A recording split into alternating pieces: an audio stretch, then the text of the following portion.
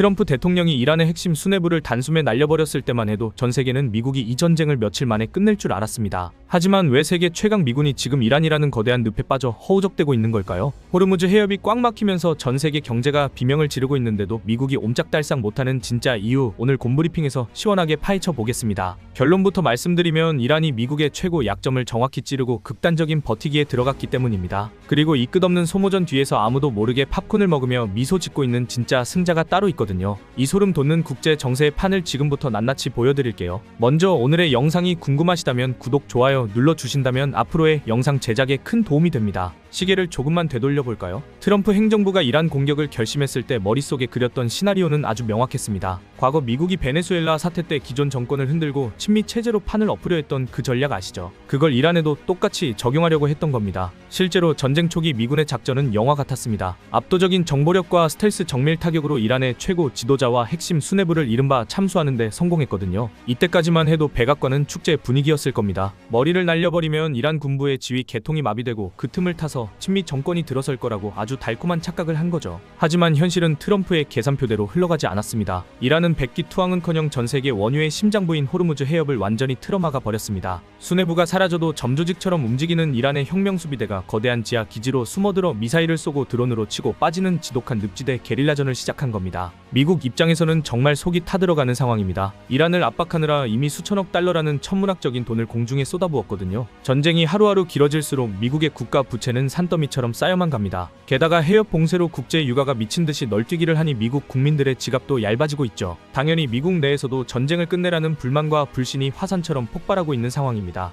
여기서 한 가지 의문이 드실 겁니다. 아니, 명색이 세계 최고 강대국 미국인데 그냥 폭격기 띄워서 이란의 핵심 정유시설이나 에너지 시설을 싹 다 날려버리면 이란도 밥줄이 끊겨서 항복하지 않겠냐고요. 정말 시원한 해결책 같지만 미국이 절대 그 타격 버튼을 누르지 못하는 아주 치명적인 딜레마가 있습니다. 게다가 세계 최강 미군을 직접 이란 땅으로 밀어넣는 지상전을 포기할 수밖에 없는 소름 돋는 이유도 있죠. 이란은 미국의 이 약점을 너무나 잘 알기 때문에 대놓고 배짱을 부리며 버티고 있는 겁니다. 미국이 그 막강한 화력을 가지고도 이란의 핵심 에너지 시설을 타격하지 못하는 이유, 답은 결국 돈과 직결되어 있습니다. 이란의 석유 시설을 불바다로 만들면 이란만 고통받고 끝나는 게 아니거든요. 이란에서 쏟아져 나오는 원유가 뚝 끊기는 순간 전 세계 기름값은 그야말로 미친듯이 치솟게 됩니다. 당장 기름 한 방울 안 나는 우리 한국부터 시작해서 일본, 유럽까지 경제가 완전히 마비되는 거죠. 물가는 폭등하고 공장들은 멈춰서고 전 세계가 대공황의 늪에 빠질 수도 있습니다. 이란 정권 하나 무너뜨리겠다고 전 세계 경제의 숨통을 통째로 끊어버릴 수는 없는 노릇이니까요. 가장 큰 문제는 이 경제적 쓰나미가 결국 미국 본토까지 덮친다는 겁니다. 기름값이 오르면 미국 시민들의 생활비도 폭등하고 경제가 흔들리면서 트럼프 행정부를 향한 내부의 불만은 걷잡을 수 없이 커질 겁니다. 이란도 미국의 이런 뼈아픈 딜레마를 훤히 꿰뚫어 보고 있는 겁니다. 그래, 쏠 테면 쏴봐, 다 같이 죽는 거야 라며 극단적인 배짱을 튕기고 있는 거죠. 그럼 하늘에서 폭격하는 게 안 되면 땅으로 밀고 들어가면 되지 않을까요? 세계 최강 미군이 탱크를 몰고 지상전을 펼치면 이란쯤이야 금방 항복을 받아낼 것 같잖아요. 하지만 미국은 절대 지상군을 대규모로 투입하지 못합니다. 왜일까요?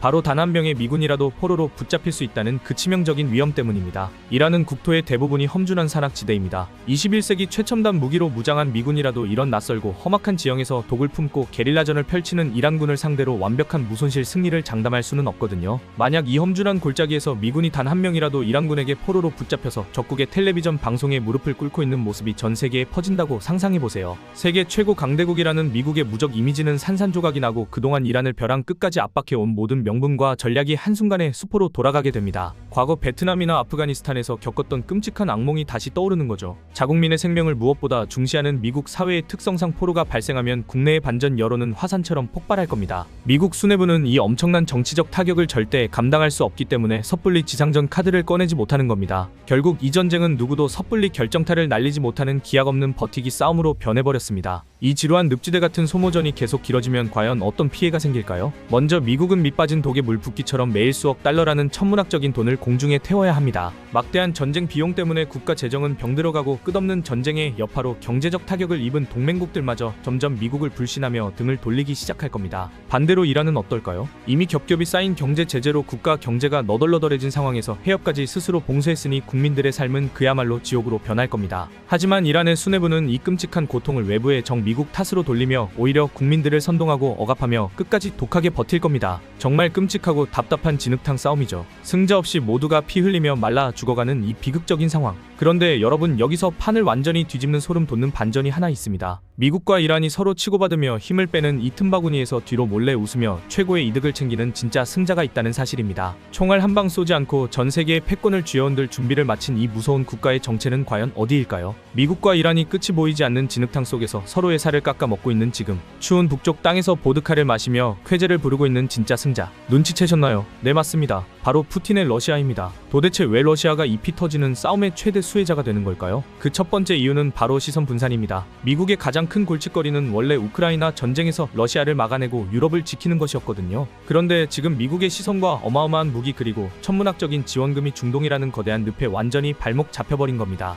미국이 두 개의 거대한 전쟁을 동시에 치를 여력이 없다는 건 세상이 다 아는 사실이죠. 푸틴 입장에서는 정말 이보다 더 고마울 수가 없는 상황입니다. 미국이 이란과 씨름하는 동안 러시아는 눈치 보지 않고 우크라이나 전선을 강하게 밀어붙일 수 있는 황금 같은 시간을 벌게 된 겁니다. 두 번째 이유는 바로 막대한 오일머니입니다. 호르무즈 해협이 막혀서 전 세계가 기름값이 폭등해 비명을 지르고 있죠. 그런데 러시아 입장에서는 이게 그야말로 잭팟이 터진 겁니다. 국제 유가가 배럴당 200달러를 가볍게 돌파한다고 상상해보세요. 서방의 강력한 제재를 받고 있는 러시아는 어차피 그림자 함대를 통해서 암시장으로 원유를 쏠쏠하게 팔고 있거든요. 유가가 하늘 높은 줄 모르고 치솟으니 러시아는 가만히 앉아서 전쟁 자금을 어마어마하게 끌어모으고 있는 겁니다. 이게 바로 남의 불행이 나의 돈다발이 되는 소름 돋는 현실인 거죠. 마지막 세 번째는 최대 적인 유럽의 붕괴입니다. 유럽은 러시아와 우크라이나 전쟁 이후에 러시아산 가스를 꾹 참고 끊어내며 중동 에너지에 기대 힘들게 버티고 있었잖아요. 그런데 이란 사태로 중동 기름줄마저 꽉 막혀버렸습니다. 유럽 전역의 물가는 상상 초월로 폭등하고 공장들은 멈춰서며 최악의 경제 위기를 맞게 되는 거죠.